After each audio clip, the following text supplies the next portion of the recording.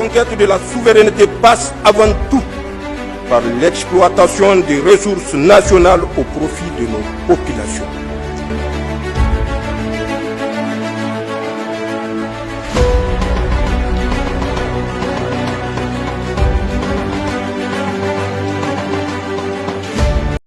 Une journée de vendredi en apparence bien ordinaire en ce 22 novembre 2024 avec ce beau soleil bamakois qui illumine les toits de la cité administrative côté primature.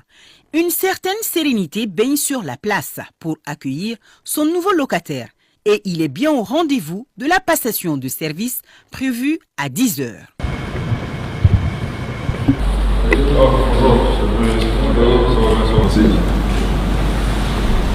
Entre les deux hommes, le contact est simple et cordial.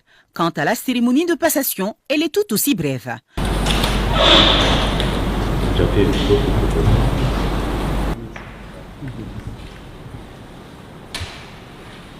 Un peu de paparazzi et voilà, la main passée. Merci infiniment, merci beaucoup. Merci beaucoup. Quelques mots de l'ancien à l'adresse de son successeur accompagnent le moment. Ce dernier l'écoute avec attention. Le Mali, l'AES, l'Afrique, le monde entier nous regarde. Le Mali a une obligation de réussir face à l'histoire. Aujourd'hui, vous avez, c'était sa fête. Je vous souhaite bonne chance. Merci infiniment. Deux ministères, un seul occupant. C'est lui, le général de division Abdoulaye Maïga. Pas de temps à perdre donc pour le Premier ministre, chef du gouvernement et aussi ministre de l'administration territoriale et de la décentralisation. Le travail est colossal et les défis multiformes. Il en a conscience et se met déjà à la tâche, qui pour lui est une certaine continuité. C'est avec un sourire bienveillant et un au revoir courtois qu'il libère la presse, présente en principe à ses côtés pour raconter sa toute première journée de prise de fonction à la primature. Retrouvailles à Bamako des ministres en charge de la sécurité des 3 pays membres de la Confédération des États du Sahel pour la validation des spécifications techniques harmonisées des documents de voyage et d'identité dans l'espace AIS. Cette réunion ministérielle, précédée de la rencontre des experts tenue le 2 et 3 octobre dernier, constitue ainsi une étape importante pour la mise en œuvre de la vision éclairée des plusieurs autorités de l'espace AIS qui décident de mettre en circulation un nouveau passeport biométrique, un document de voyage et d'identité fiable et sécurisé. La rencontre qui nous réunit s'inscrit dans le prolongement de la vision des plus hautes autorités de nos 3 pays. Dans le cadre de l'opérationnalisation de cette vision, le président en exercice de la Confédération des États du Sahel, son Excellence le général d'armée Assimi Goïta, a annoncé la mise en circulation des nouveaux passeports biométriques de l'AES lors de son discours du 15 septembre 2024, commémorant le premier anniversaire de notre Confédération. Au regard de l'urgence de mettre en circulation des documents de voyage et d'identité de qualité irréprochable d'une part, de la nécessité de faciliter la mobilité de nos citoyens à travers le monde d'autre part, la rencontre ministérielle que j'ai l'insigne honneur de présider aura la lourde tâche de valider les spécifications techniques communes des documents de voyage et d'identité de la Confédération des États du Sahel. Lors de cette rencontre, les ministres ont entendu la présentation du rapport des experts et ont procédé à l'examen des spécifications techniques harmonisées des documents. Les travaux ont été sanctionnés par un communiqué final. Les ministres ont accueilli favorablement les recommandations formulées par leurs experts. En conclusion, les ministres ont rappelé la nécessité de poser des actes concrets allant dans le sens de faciliter la libre circulation des personnes et des biens dans l'espace AES.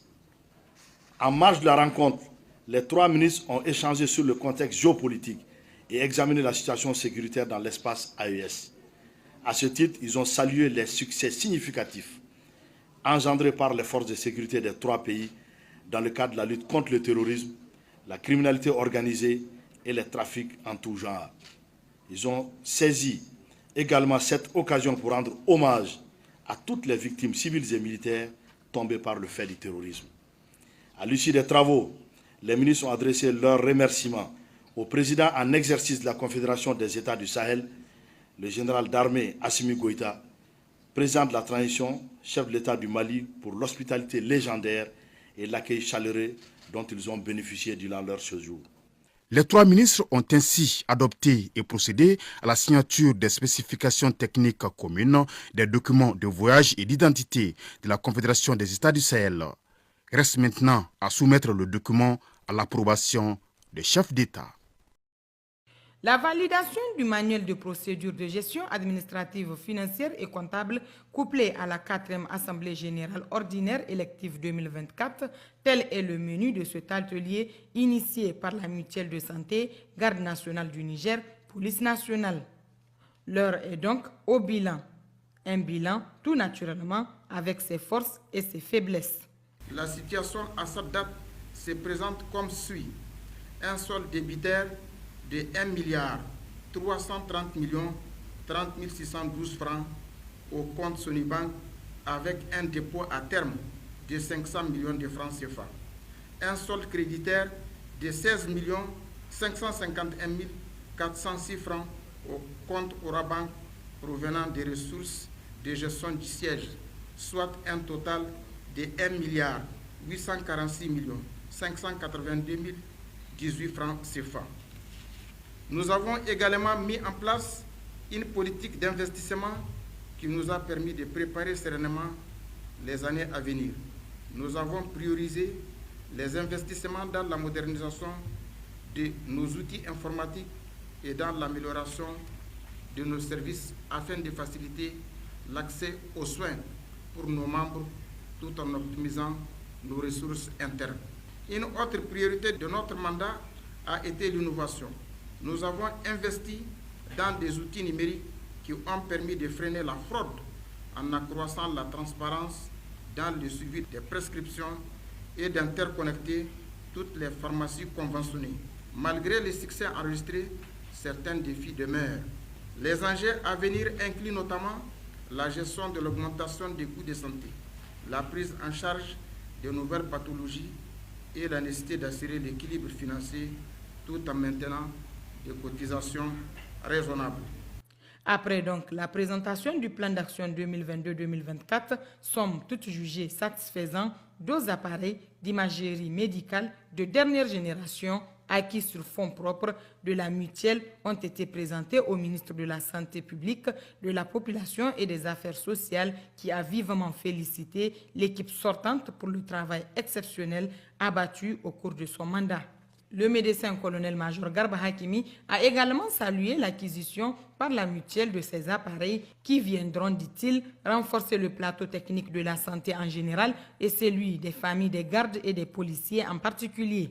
Vous savez, ces appareils sont utilisés non seulement chez les femmes pour un bilan obstétrical, un bilan gynécologique, mais aussi ces appareils sont utilisés même chez les hommes. Surtout que la mutuelle, il y aura des retraités qui vont. Il y a des retraités qui sont adhérents.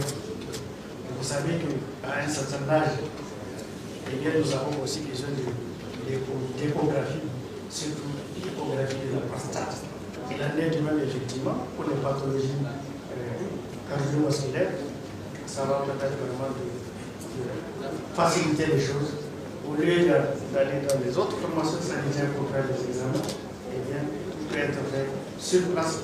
Et ça, c'est l'avantage non seulement de l'amitié, du point de vue coût, mais aussi de tous les adhérents. D'autres interventions, et non des moindres, ont aussi marqué cette assemblée. C'est notamment celle du haut commandant de la Garde nationale du Niger, le colonel-major Ahmed Sidien, qui, en plus de féliciter l'équipe sortante pour le travail formidablement accompli, a appelé les 2 corps à plus de cohésion. La cérémonie a été sanctionnée par la visite de la pharmacie de la mutuelle de santé Garde nationale du Niger, Police nationale, qui est en instance d'être opérationnelle.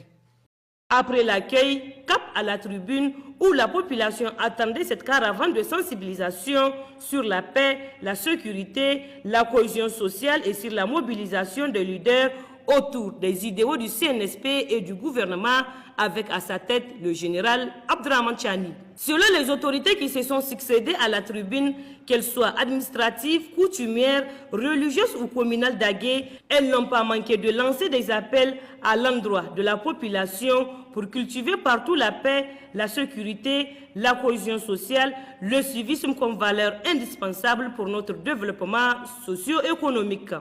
Chapeau à la population d'Adji. HACP a fait de la cohésion sociale, la paix et la sécurité son cheval de bataille. Et je dis merci au HACP parce que les Nigériens ont compris que sans paix, il n'y a pas de cohésion sociale. Et sans sécurité, tout ça là ne sera pas possible. Le CNSP, depuis le 26 juillet à aujourd'hui, ne cesse de rappeler aux Nigériens qu'on doit être unis, marcher sur une même ligne, sur la conduite éclairée du général de brigade Abdrahmane Chani. Madame Bernazou Hawassani a félicité les initiateurs de cette caravane et le comité d'organisation composé de toutes les couches socio-professionnelles de son entité pour cette mobilisation exceptionnelle dont ils ont fait montre. C'est une fierté de pouvoir les accueillir et de parler le même langage. Le Zanchan-Kassa et le Laboussani en faveur d'une cohésion sociale pour une paix et une sécurité totale dont le Niger a tant besoin. Et c'est la réaffirmation aussi de voir que le département d'Agué est sur la même tangente que les idéaux de les très hautes autorités en vue de cette cohésion sociale. Les manifestations culturelles et artistiques qui ont marqué l'ambiance du meeting ont mis en exergue les valeurs de la paix, la sécurité et la cohésion sociale pour un Niger souverain et prospère. La conquête de la souveraineté passe avant tout par l'exploitation des ressources nationales au profit de nos populations.